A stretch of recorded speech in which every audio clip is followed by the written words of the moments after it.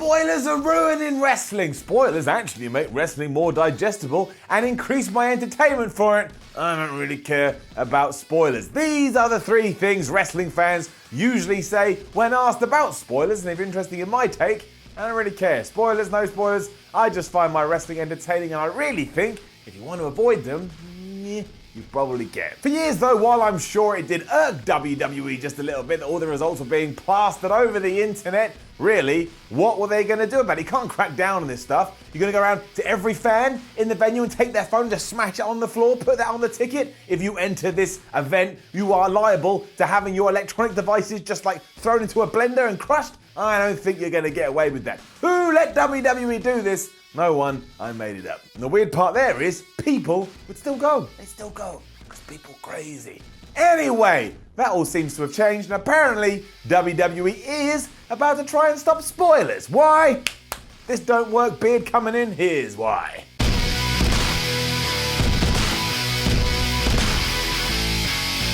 News story to kick things off. Last week during the Mae Young Classic tapings, a lot of people were tweeting about what was going on, and that is how we found out about Tegan Knox's knee injury. She broke her leg and we all knew about it because it was all over social media. And on that note, obviously, all best wishes to Tegan Knox / Nixon Newell, whatever you'd like to call her. I hope you come back from this even stronger than you were before. I don't doubt that you will. As the tournament did rage onward, however, though, there were some mumblings that apparently some WWE officials were going up to fans and trying to control the message, right down to throttling the data on Twitter. And no one could talk about it on there. And then there was JJ Williams, a long-time reporter for the Wrestling Observer. He straight up said on Twitter that yes, someone from WWE management had approached him and told him to stop posting spoilers on the internet, even though he's been doing it for years, and that a lot of his social media activity actually turns other individuals on to what is going down in the developmental system. As we know, awareness is really important if you want to grow your brand.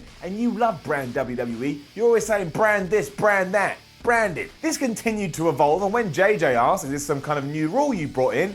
He was then told, well, if you were just some normal fan, we wouldn't care, but as we know you're writing for the dirt sheets, well, we don't want you to do that, so we're here wiggling our heads like Stone Cold Austin, telling you to stop. Now that sucks for two reasons, and the first is, you can't start categorizing fans this way. You can't go, well, you're less of a fan or a different type of a fan just because you're going to take what you see and write about it in some kind of newsletter. That's not how it works. We're all fans. At the end of the day, we're all fans, and if you're going to start chopping us into little bits, well, I think we've got a big problem cloud coming our way, and no one likes a problem cloud.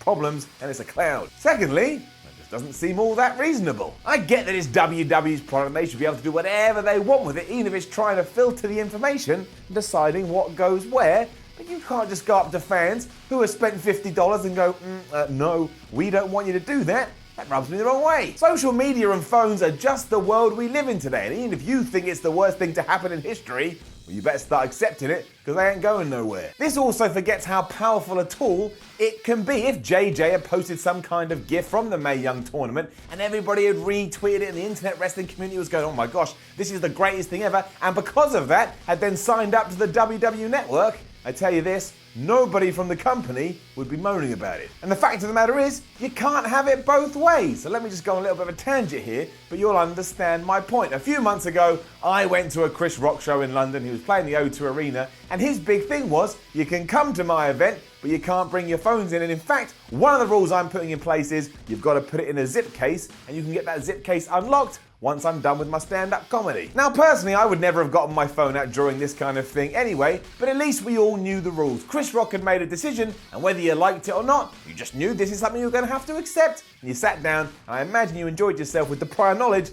this is what's going to happen. But if in WWE we're about to get to a place where it's okay if X does this, but Y can't do that, well, that's why I grew the beard. So I can rub it and go, there's issues here, not least because the company does put so much stock in social media, so they must get how important it can be. And also, let's not forget, a lot of people will go back and watch matches retroactively if they hear on the interwebs, oh, this one was really good, you should go and watch it. I know loads of fans who won't go anywhere near NXT because they just want to watch Raw or SmackDown. That's who they are, but again, if the buzz all of a sudden explodes and it gets in their ears, they will go, well, this week I will go and watch that because it sounds really good. And how did they find out about it? through the internet, through Twitter, through Facebook, through Instagram. Throw in that it is actually possible to ignore this stuff. I know how much it bothers you and how addictive social media can be, but you can just choose to abstain before you've seen an event, and we don't need to do any of this. For me, it's up to the individual to decide what they are happy with and what they're not happy with. And let's face it, let's be honest, if the worst thing that's going to happen to you in a day or your biggest problem in your life is that you can't check Facebook for a few hours, well, I think your life is pretty damn good. And who knows if this is a new directive by WWE or just something they were applying to 2 NXT shows. I mean, what are they going to do if they try and introduce it to Raw when sometimes you can get upwards of 10,000 people? Unless you do go with the Chris Rock approach, you ain't stopping people using their phones. And because of that, it all just seems like one big waste of time. Let people do whatever they want. Let them enjoy themselves. Let them talk about your product because, again, that's what you want. You want the chitter-chatter from the mouth machine. But this happened, or certainly seems to have happened. You've got to imagine the only reason is because WWE truly believes the intrigue of who may actually get to the finals of the Mae Young Classic is enough to get people to go on the internet, go on their PS4, Xbox, and whatever, and sign up for the WWE Network. Either that, or they just really hate dirt sheets and now decided in 2018, let's go after them again.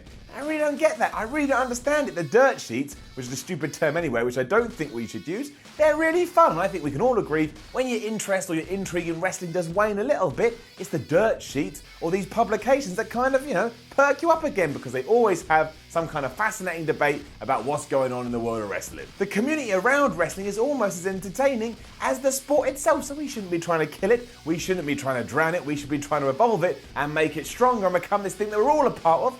We're all friends, we're all family, we're all loved ones. Imagine every time we saw each other, we gave a hug or a kiss, we had love, man. I tell you, wrestling really lacks the love. Think of this too, if you are a fan who's paid for your ticket and you sat there and you're having a good time, and then you see someone in a WWE shirt walking over to you, and they go, excuse me, my friend, we saw you using your phone, we saw you posting some stuff on Twitter, don't do that or we're gonna kick you out.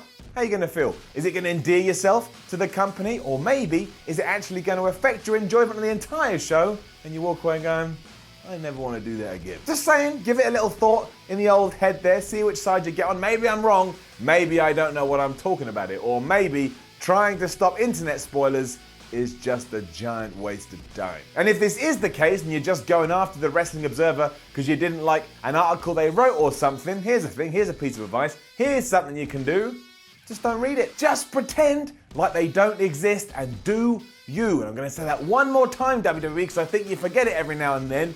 WWE, do you. Now don't forget to leave a comment below and let us know what you think about all of this. Like, share and subscribe. Then head over to WhatCulture.com and read yourself some articles and follow WhatCulture on Twitter at WhatCulture WWE. And hey, maybe you had the Mae Young tapings and maybe someone came up to you and said, listen, jabroni, stop it.